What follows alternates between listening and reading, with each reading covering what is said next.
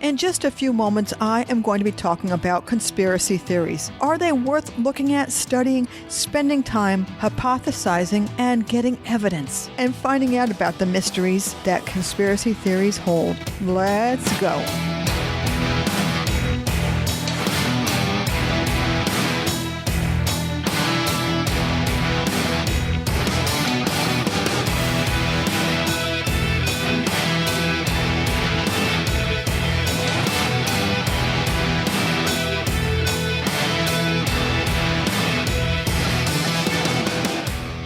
My name is Stephanie, and this is Truth Detective. Did you know that I am your very own truth detective, finding the facts and evidence on everything that you just love? Nothing is off limits here. Culture, society, corruption, our justice system, U.S. news, and world news, giving you the evidence by investigating and coming up with the truth and facts.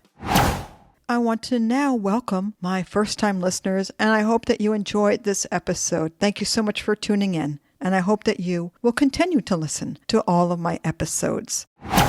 Well, I want to tell you right off the bat that I do not like the word conspiracy because it has a negative connotation. And if we are to do the investigating and research on conspiracy theories, as they are called, sometimes the conspiracies become the truth. I'll give you a couple of examples of quote-unquote conspiracy theories that have happened in the past. The moon landing. Those who believe that the moon landing was a hoax misunderstand how perception and physics work. Many of the believers state evidence that is not supported, such as the stars in the night sky, or the movement, or rather non-movement, of the flag. Did you know Elvis is still alive? Well, if you believe that, despite to have died over 40 years ago, people haven't come to terms with the fact that Elvis is deceased, despite having been confirmed by his doctors and a coroner. And this includes the allegation that he faked his death to lead a normal life. And do you blame him?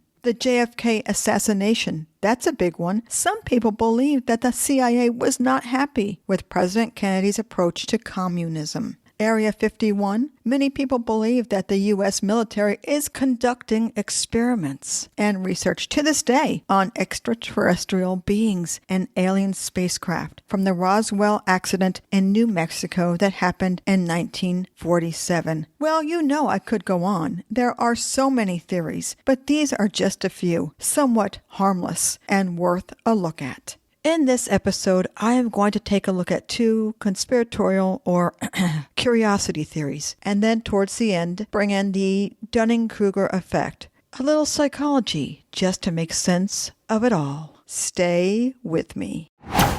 Recently, I watched the movie Beyond the Curve on Netflix. Entertaining and enlightening, the flat earthers seem to be so convinced on the validity of the flat earth theory. But at the very first 2017 Flat Earth Conference, there were unbelievers, people that were on the fence and there to question all things. And we all ought to question everything. You know that's the way I think, especially if your intuition tells you something doesn't seem right. The true flat earthers are true to their convictions, and no one can tell them differently. This is not a conspiracy. No, you're not sure? Well, let's see. Let me give you some definitions that will clear all of it up. In dictionary.com, we have the definition for a conspiracy. The definition doesn't sound that bad. The awareness and intrigue involving persons or events of some importance, fascination, or imminence. And I find in the thesaurus words like plot and a scheme, trickery. Maybe there are people that are making conspiracies just to get notoriety, fame, and money.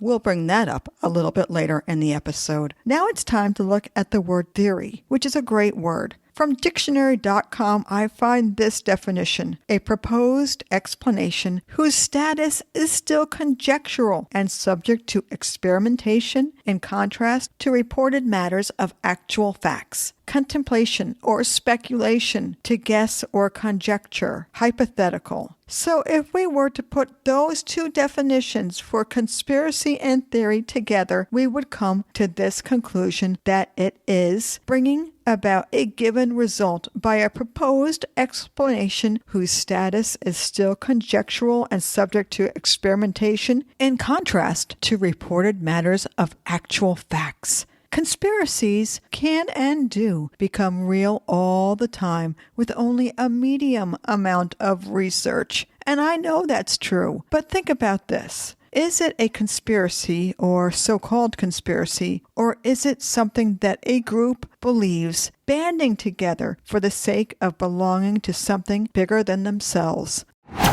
Well, that just may be the definition with these two examples that I have for you today. One is the flat earth theory. The flat earth theory has been around forever. And the second is a little-known theory called birds aren't real. Very mysterious. On the Flat Earth Society website, it clearly states a disclaimer of sorts. It says here that evidence is relying on your own senses to discern the true nature of the world around us. On the Scientific American podcast, guest Michael Mitchell says here, it's very easy for us to see that the Flat Earth movement is one singular cohesive movement. Michael says, when I came across the Flat Earth Society in the UK, I had a conversation with the vice president of the Flat Earth Society, and I assumed that people who believe the world is flat think that the world is a disc, and in the center you've got the Arctic Circle. Then you've got all the continents of the world sort of splayed out to fill the circle, and Antarctica is like the edge of the disc. Some people believe Antarctica just goes on forever and ever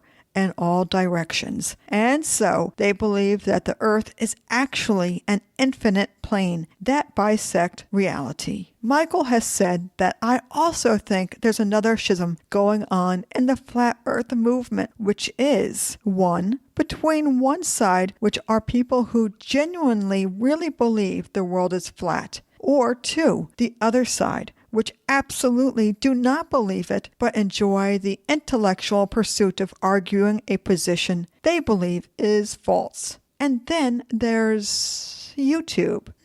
Michael talks about this as well. In a nutshell, individuals will believe what they see if it comes from a credible source, which sometimes YouTube is. Here, he says, in 2015 and 2016, a couple of things happened that really ignited a movement, and it was the publishing of two video series on YouTube. One was a video of Eric Dubé called 200 Proofs The Earth is Not a Globe. In the video by Eric Dubé, there are the 7 stages of a flat earther, which are 1. No way it's flat. 2. Maybe it's flat. 3. It might be flat. 4. It couldn't be flat. 5, it probably is flat. 6, pretty sure it's flat. And 7, it's definitely flat. And this interesting fact, water doesn't curve. Plus, Earth is 70% water, which equals Earth is flat. And the other was Mark Sargent's Flat Earth Clues video series. In these videos are debunked evidence. Very informative and interesting to watch. Mark Sargent is the leader, the head person that knows the most about flat Earth. Or so it seems. But again, in the American Scientific Podcast, Michael ponders, is YouTube responsible for these unusual, quote-unquote, conspiracies getting all the hype? I think when there are people who are looking for the moon landing denial videos on YouTube, YouTube algorithms know that there will also be some of the same people that are then watching a flat earth video. Some people watch those videos because they think it is silly funny and entertaining. Some people watch those videos out of pure investigative mystery of it all, and over time start to believe. And then some people watch them because they want to scrutinize it on a point-by-point basis and watch it 5 times in a row to really get to the meaning of every single argument, so they can write an article about how wrong it is. On the Bored Panda website is an article from 4 years ago entitled Elon Musk Destroys the Flat Earth Society with a Single Question. Elon tweeted out to the Flat Earth Society, "Why isn't there a Flat Mars Society?" Yes, the proponents of the Flat Earth movement are serious about their beliefs. I am as curious as to what they think and why. I always say when I research anything, give me the proof, the facts, the evidence that you have, and then I can decide on my own. After all, everyone is allowed to have their own opinion, thought, and speak about any subject. Remember that. This is our First Amendment right. And so I research, watch, listen, and learn. From Bill Nye, the science guy, on his video that's on YouTube, he had a big laugh at the flat earthers' expense, which I don't think is funny. He says here, "We know from history that back in 1530, Copernicus discovered the earth was a ball. All the way back to the 16th century, we've known this. And it was well known to be a ball in the Western world well before Copernicus. It was from the ancient Greeks who noticed from time to time the earth casts a shadow on the moon. Why would that be? Well, this is called a lunar eclipse, where the moon gets in the shadow of the earth. The sunlight is being blocked by the earth. The moon is on the far side of the earth, and that shadow is always curved. No matter where you stand, the shadow is always on a curve. And the only shape that always produces a curve is spherical, no matter what the orientation." From the YouTube video, Why People Think the World is Flat, there is this explanation. The North Pole is in the center of our Earth, and the continent is splayed out over this plane and on the edges. You would run into a 150-foot wall of ice guarded with NASA employees with guns. The heavens are a dome that arcs over the flat Earth. The sun, the moon, the stars are all just little balls of light in the sky that move around just above the Earth's surface. A matter of fact, according to this YouTube video, and the Science Alert website, the online polling company YouGov did a poll breaking down people of all ages to find out what people really thought about the planet's shape. The poll asked one question with 5 possible answers. Do you believe that the world is round or flat? The 8,215 participants were given a small range of answers to choose from. They consisted of these. 1. I have always believed the world is round. 2. I always thought the world is round, but more recently I am skeptical, have doubts. 3. I always thought the world is flat, but more recently I am skeptical, have doubts. 4. I have always believed the world is flat. And then 5. Other, not sure. The results were, to be representative of the U.S. population, revealed that 2% of adult Americans are firmly convinced Earth is as flat as a pancake. Meanwhile, 84% have always believed the world is round. And surprisingly, 66% of 18 to 24-year-olds believe the Earth is round. And that means 33% of 18 to 24-year-olds believe the Earth is flat. Now that's scary when that age group, that number, is not that far away from half.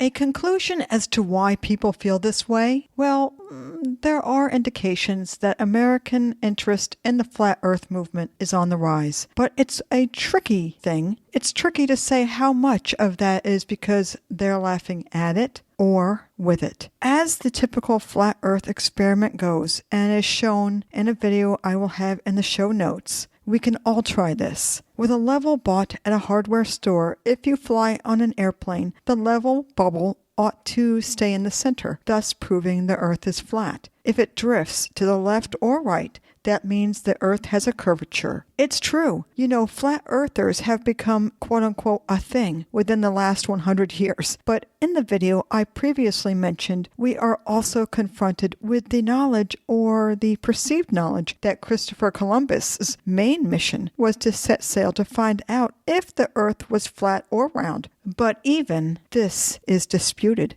But still, we all know from our studies and high school history, the flat earth movement came about in the 1800s when science was taking off with tools and new equipment to prove and analyze the earth, the planets, and the stars. And that was when certain people started to dispute what these scientific experimenters were finding out. It's easy to dismiss this as just a silly theory and unimportant. But the problem is that it's a growing movement in America. More and more young people seem to believe that the world is flat. And, you know, it's more than just distrusting government. It's this notion that thousands of years of empirical scientific evidence is now being dismissed as a mere conspiracy. And that's where I think it really starts getting dangerous for all of us. In 1838, a man that used the pseudonym Parallax, which is so cool, started to open the debate about the Earth being round or flat, despite years of science proving the Earth was round. And Parallax was researching and discovering new ways of looking at the Earth, the planet, the stars, and the world. He was so curious. Suffice to say that Parallax had an experiment that he thought would prove finally that the Earth was flat. But alas, the experiment somewhat disproved his flat Earth theory. One way that Aristotle proved 2,000 years ago that the Earth is a sphere was with a boat test, very similar to this one. As a boat approaches the horizon, it appears to slowly dip down into the water before disappearing completely. That's got everything to do with the curvature of the Earth. If the planet was flat, the entire boat would remain visible. So it'll be a very visual depiction of the curvature of the Earth. And what's really interesting is that some of the flat earthers, including Mark Sargent, are actually going to be here for this test. They want to see it for themselves. What do you think is going to happen here today? I appreciate a scientific group coming out and trying to do this test. Great. Appreciate the enthusiasm. But cannot work. Cannot work? Tell us when you're ready. I'm ready. Bring it up. So it's starting? Yeah. Okay, so the test is starting. It's starting right now. At first, all the stripes are clearly visible. But sure enough, as the boat reaches the horizon, the stripes begin to disappear one by one. It's pretty amazing. You can actually see it pretty clearly with this camera here. And you see that the red stripe that was at the bottom has completely disappeared, and it's now getting closer to sort of the middle green stripe, that is. So we've lost about 1.5 stripes. Right. So this can only happen, why?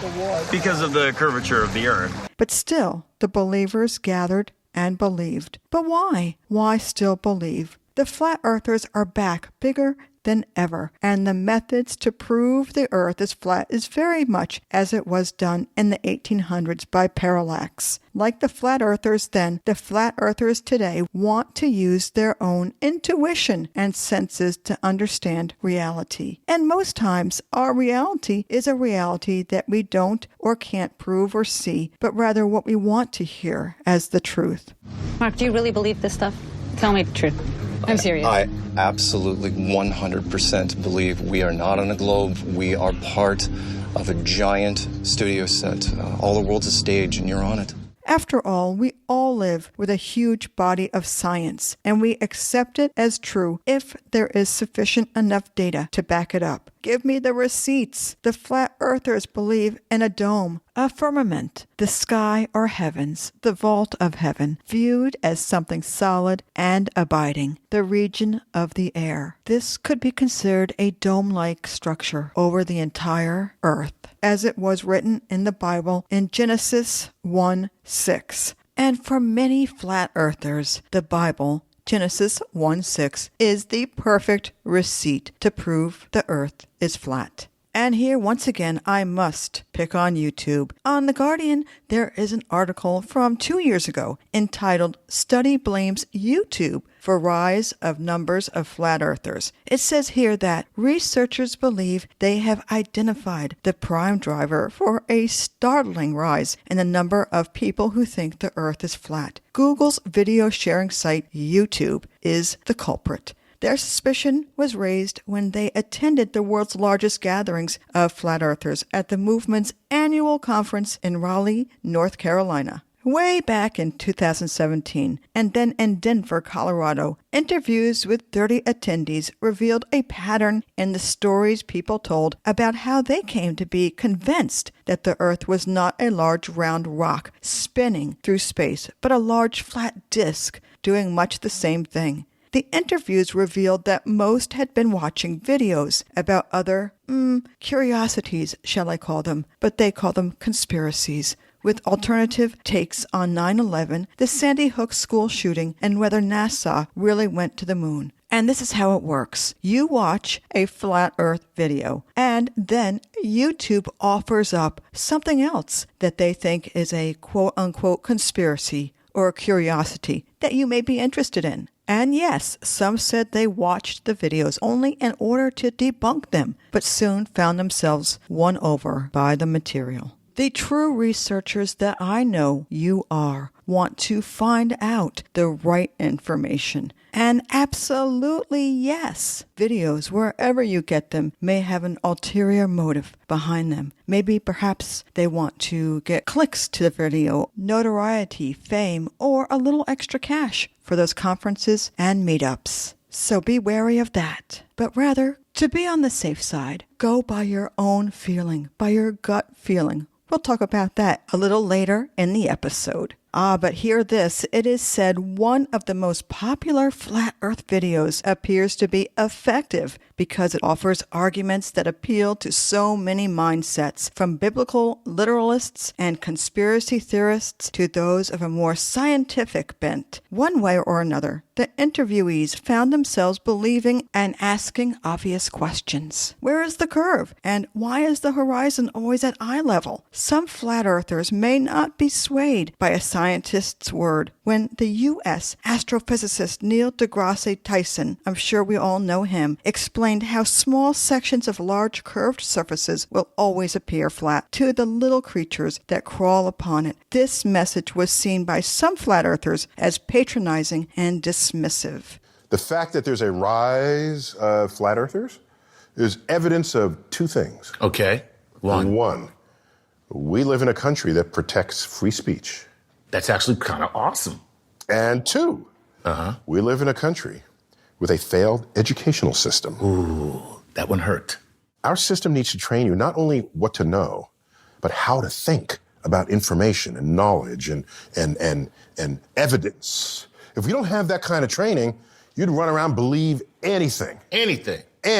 Now, I told you in the beginning of this episode that I will give you two conspiracy, or as I like to call them, curiosity theories. Now, we are going to talk about something that is a little satirical. On the YouTube channel Vice, there is a documentary, The Truth Behind Birds Aren't Real. It got me wondering. The message of the movement is essentially to spread awareness that from 1959 through 2001, the government mercilessly genocided over 12 billion birds and simultaneously replaced them with surveillance drones in disguise that film us every day as equally as these cameras are filming us right now. So what do you have to back that up? To back that up, I have as much evidence as the birds have provided. There's so much. So this is really satire. I mean, you don't really believe that that happened, correct? This is a satirical campaign to make the point that what? You're looking at me like, no, it's not satire. I really do believe this. Honestly, it's kind of offensive. Okay. So it's not satire. I don't think you would say that if I said birds are real. You know? I don't know why the other side of the argument can't be treated with equal respect. Except that before we came out on air, you said this is a satirical message. So what is I never said that. Peter McIndoe, creator of the Birds Aren't Real movement, freely admits that this movement has been shrouded in darkness and feels that it is at the end of the chapter. I've basically been playing a character for 5 years of my life, Peter says. And yes, there were plenty of followers to Birds Aren't Real as time went on. But as the conspiracy goes, from 1959 to 2001, the government has been killing off birds and making surveillance bird drones in disguise to monitor and watch people on a national level. That could happen, right? Especially lately with all the weird stuff going on in America, in the government, in the world. Surveillance. People watching us. That makes me think. I shall resign the presidency effective at noon tomorrow. We all remember where we were when that happened. But what if I told you that something far greater was at play in this very moment? A saga of government corruption so entrenched in our society that to expose it would make Watergate a mere footnote in the pages of history. For the last few years, my team and I have been investigating the biggest crime ever perpetrated on the American people. Since the Eisenhower administration, the U.S. government has been committing genocide on the entire bird population and replacing these birds with sophisticated robot replicas, equipped with 5-megapixel cameras and a sophisticated tracking system that can follow your every movement. I know this is horrifying, but please remember, stay calm. It is estimated that by 2001, 90% of the birds that we see in the sky will actually be surveillance robots. We must act now to prevent this from going any further. Join us, and together we can make 1987 the year that we take back our freedom. Peter, along with a few friends, began to show how a conspiracy takes flight and is formed. One person and many communities at a time. One statement, one question. Are birds real? That perhaps cannot be completely proven through science or research, but keeps going with momentum. On a satirical level, Peter's story, curiosity, started by mistake while at some unnamed rally when he made a poster of the most absurd thing he could think of, and that had nothing to do with the rally he was at. He wrote, "Birds aren't real." And as he marched, people took notice and started to ask questions. Well, who wouldn't? It was then that he became the spokesperson and pitchman for the movement. Sound familiar?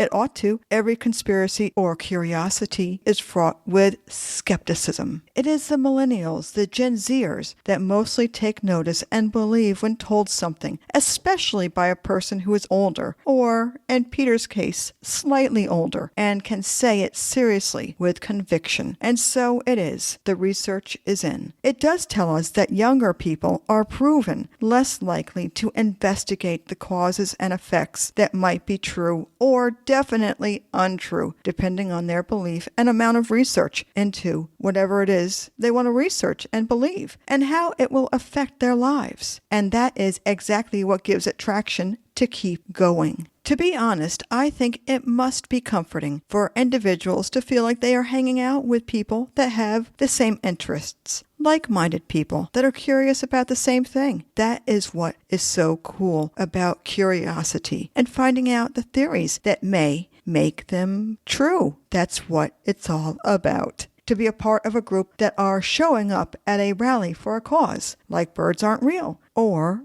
the earth is flat. There is no sound evidence, and it doesn't matter how much the opposite can be proven by actual researchers. Clearly, Peter admits it was satirical in nature, although he didn't know it at first, but it took hold and became bigger than just his group of friends, bigger than he could have ever imagined. Facebook, Instagram, he had followers from everywhere. The Birds Aren't Real conspiracy or curiosity takes a fictional character and makes it really real. Peter never broke character. Whenever he was interviewed for TV or had a conference or a meetup, he had a life of being the founder of Birds Aren't Real. Well, if not for anything else, Peter and his controversial, conspiratorial curiosity theory, Birds Aren't Real, did have an effect on people. But it did tell us a little something about the way people follow other people and what they believe. what is said and how it is said. That is the one thing that we can all agree on, is who is telling us that these things are really worth our time. There's always going to be a small percentage of people who will reject anything that scientists put out there. But maybe there's a group in the middle that won't. And here's a truth bomb from me. The only tool we have to battle conspiracies or curiosities is to try and overwhelm them with better information. And that is so true. But what about conspiracies, or rather curiosities, that we can't prove, no matter what the experts say, much like, the earth is flat? Science is based on things that are reproducible and testable, experimental. Remember the definition that I gave you in the very beginning of the episode. The scientific method is a long process, so we are hardwired to see things that are not, at first glance, there. We can't come to terms with the things that we can't see, and that goes for so many things. Curiosities, conspiracies, whatever you want to call them, are, for the most part, harmless. Well, conspiracies don't seem that bad at all when we look at them as being just stories that we want to find out are true, are things that we just don't know about yet. It doesn't seem like a silly, clown-like conspiracy theory at all. Dig deep into research, dive deeper into evidence, and find out for yourself, because you're the only one that can feel right about those curiosities. Okay, since we are on the curiosity conspiracy theory episode, I want to talk about the Dunning-Kruger effect. Well, what is that? It's simplistic in nature. In the basic explanation, it is when a person seems to be confident and extremely knowledgeable about a subject that they know very little about. This effect might be used in many quote-unquote conspiracies, or like I like to call them, curiosities. Named after psychologists David Dunning and Justin Kruger, the Dunning-Kruger effect is a type of cognitive bias that causes people to overestimate their knowledge or ability, particularly in areas with which they have little to no experience. Dunning and Kruger's philosophy was published in the Journal of Personality and Social Psychology in 1999. Their research involved 4 studies assessing participants' actual and perceived abilities in humor, logical reasoning, and English grammar. In the grammar study, for instance, 84 Cornell undergraduates were asked to complete a test evaluating their knowledge of American Standard Written English. They were then asked to rate their own grammar ability and test performance. Those who scored lowest on the test, which is the 10th percentile, tended to drastically overestimate both their perceived grammar ability, 67th percentile, and test scores, 61 percentile. In contrast, those who scored highest on the test tended to underestimate their ability and test score. Well, what about the Dunning-Kruger effect in politics? Supporters of opposing political parties often hold radically different views. We all know that. A 2013 study asked political partisans to rate their knowledge of various social policies. This must have been very interesting. Well, the researchers found that people tended to express confidence in their own political expertise. Their explanations of specific policies and these ideas later revealed how little they actually knew, which could be explained, at least in part, by the Dunning-Kruger effect. The Dunning-Kruger effect is a type of cognitive bias that suggests we're poor evaluators of gaps in our own knowledge. Curiosity, openness, and a lifelong commitment to learning can help you minimize the effects of Dunning-Kruger. Don't believe everything said by a wolf in sheep's clothing. And do your own research. Question everything. Get the evidence and the knowledge so that you don't suffer the Dunning-Kruger effect. It's fantastic to be an expert on a great subject that you've studied and immersed yourself with. Just make sure you are truthful with your knowledge. And my call to actions? Well, 1. Some conspiracies, mysteries, curiosities are fun to think about. So go and investigate. Bigfoot, for example, is a great one. There are plenty of curiosities, mysteries, conspiracies to choose from. But if you hear bells, whistles, and ringing in your ears from so-called experts, do your own research and politely walk away. Fast. 2. What is your intuition telling you? This is a strong point. Your intuition is one of your greatest mental faculties, so use it. Does what you are being told sound true? If it doesn't, it's probably not. Go with your gut. Does your tummy flip? Do you get tingling? If it does, and if you do, question, question, question. 3 is get off YouTube. The videos about all conspiracy theories run rampant, and some individuals may believe the misinformation or just miss the satirical aspects of such theories. I go on YouTube, but the last time I was on that I wasn't doing research for the podcast was to find out how to use the Ring doorbell. YouTube is great for things like that. 4. There is nothing wrong with being curious about everything. We all know that. But my advice is to make sure who you take your knowledge from is, well, knowledgeable. And they have the receipts, records, data, and scientific facts to prove their claims. If not, you're better off to move on. And try not to make anything your life. Mysteries, evidence, and fact-finding are great ways to spend time. Using those brain muscles will only serve you better, but everything has a time and place. My suggestion is to spend quality time with your pets, your friends, your family, and, most importantly, with yourself. Thinking quietly and patiently is when we use our reasoning mind, another mental faculty of your mind, and grapple with what we know to be our truth.